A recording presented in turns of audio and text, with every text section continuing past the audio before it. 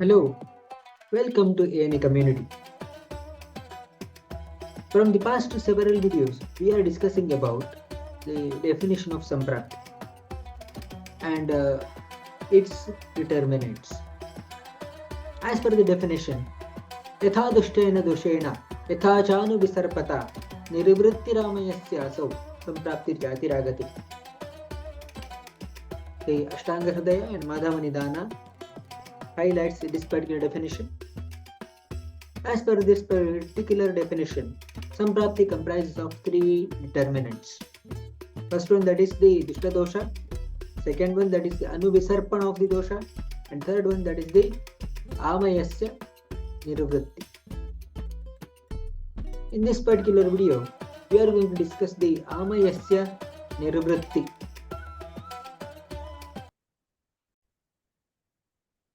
As far as the definition of this terms, Amayasya Nirvritti. Amayasya refers to of the disease and Nirvritti refers to manifestation. In other words, if you combine these two words, manifestation of the disease is the total meaning of Amayasya Nirvritti. As per the description of Madhukosha commentary, as well as the Ashtanga Hridaya commentary, it is being mentioned that Prati Amayava Nirvritti Nishpattirudbhava iti yavat nirdishtava samprapti. So that is the manifestation of the individual disease or which is particular or unique to that particular disease is considered to be the Amayasya Nirvritti or otherwise Samprapti as such. The third determinant.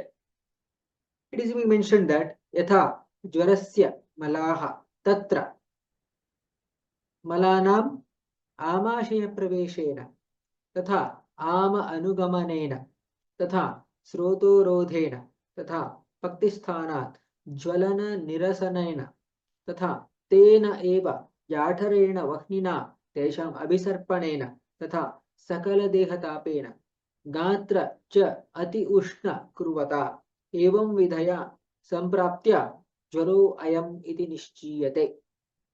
So this is the total manifestation of the disease, specifically Jvara. Tatra Malanam Amashaya Praveshanena. So the abnormal vitiated dosha that will be present in the Amashaya. Because of that Ama Anugamanena, there will be the presence of Ama in the Amashaya. Tatha Srotorodhena. This will lead to Srotorodha. Tatha Paktisthanat Jvalana Nirasanena. Because of that, that will be responsible for the movement of the Jatharagni from the Paktisthana to the Rasadhatu.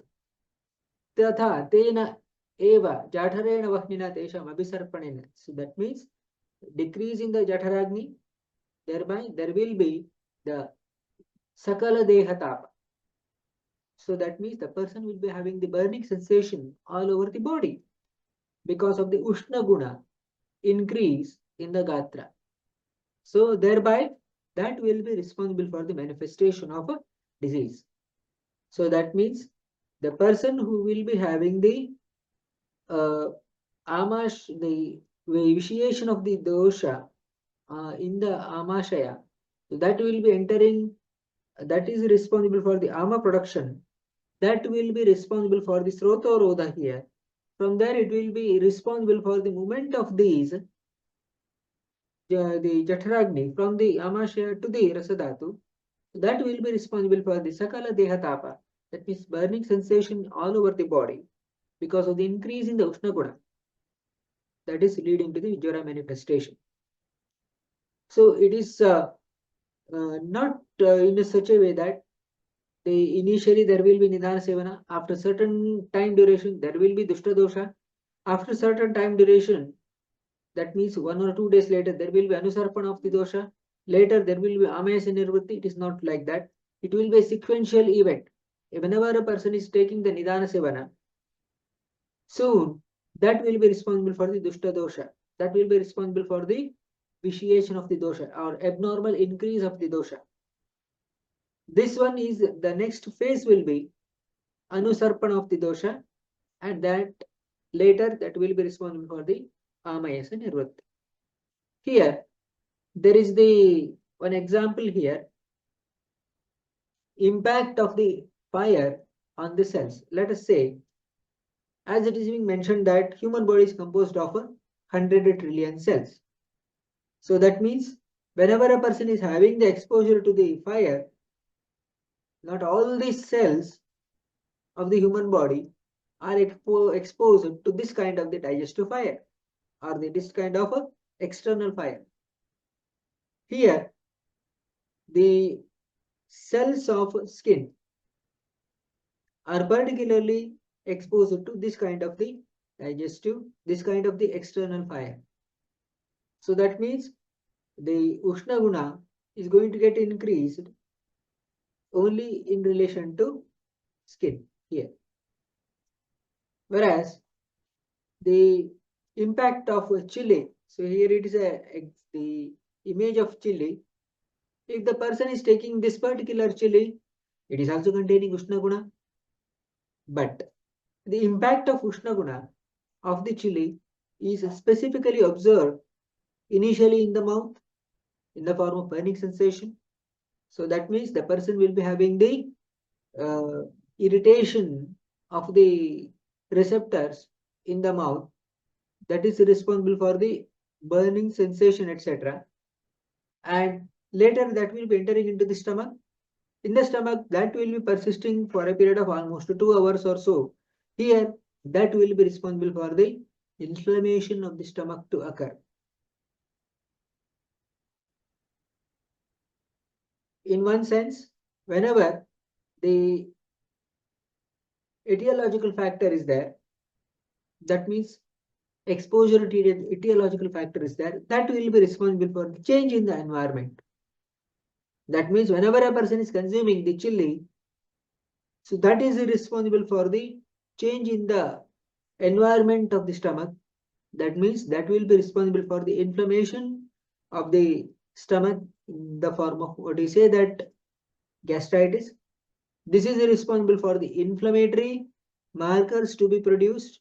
So that means because of the change in the environment, there will be a possibility of adaptation.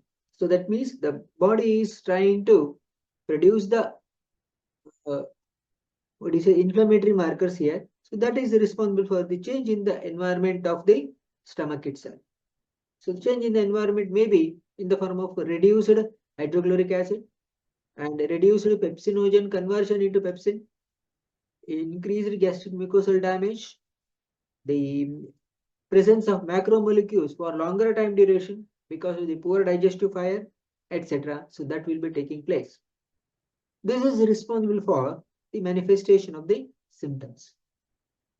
Whenever the person is having the excessive inflammatory markers production in the stomach, so the person may have pain in the stomach. Next, the person may have burning sensation in the retrosternal region.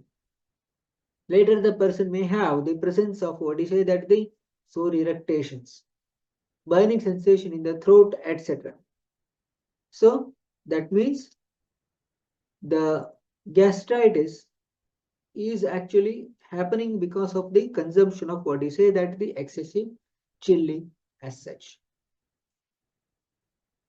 So here there are 3 different causative factors, let us say.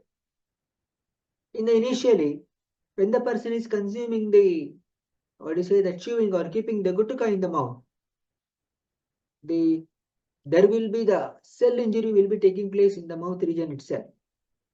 Thereby, the person may develop dysplasia or metaplastic changes in the mouth region. The person may develop oral malignancy. Suppose if the person is taking the curd rice, that to sour curd rice, more than one's capacity, the pathogens they are going to get have an that is proliferation specifically in the stomach region. That means the person may develop gastritis. Let us see the third cause, third nidana. Suppose if the person is having the cut wound in the lower limb. Here, the alimentary canal will not be involved here. Here, the intravascular compartment that will be afflicted. So, that means, so here it is the agantuja vikara here, and we are going to see the affliction of rasa rakta dhatu. So, that is the nature of nidana exposure in different body parts as such. The take-home messages from today's discussion is the term Amayasya Nirvritti refers to the manifestation of a disease. Nidana Sevana, Dushta Dosha, Anuvisarpana, and Amayasya Nirvritti are the events that occurring in a sequential manner, and it will be a cyclical process. Here, one more example here. Whenever a person is taking the Rajaha Sevana, that is the dust exposure, the initial manifestation will be the affliction of nose. If the person is having the closure of the nose, then there may be a possibility of the entry of this rajas or dust through the mouth. So that means there will be a possibility of affliction of a pranavaha srotas later. Initially, the symptoms may be related to nose, nasal cavity, larynx, trachea, bronchi, alveoli, thereby the disease manifestation starts. If the dust is being entered through the mouth itself, then the nose and nasal cavity, they are not going to have any of the symptoms. Directly the symptoms may be related to larynx, trachea, bronchi or alveoli. And that will be responsible for the respiratory disease manifestation.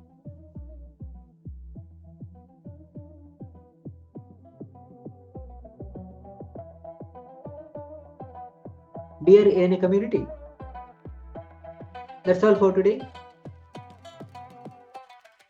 What are the major key takeaways from today's discussion? Mention in the comment box below. And what is the one video that you would like to hear in the channel? Mention in the comment box below, and spread this particular video to maximum number of true Ayurveda learners, or true Roga Nidana learners, or the true Ayurveda diagnostic learners, so that we can make a huge movement out of this particular small message. That's all for today. Something more in the next video. Thank you.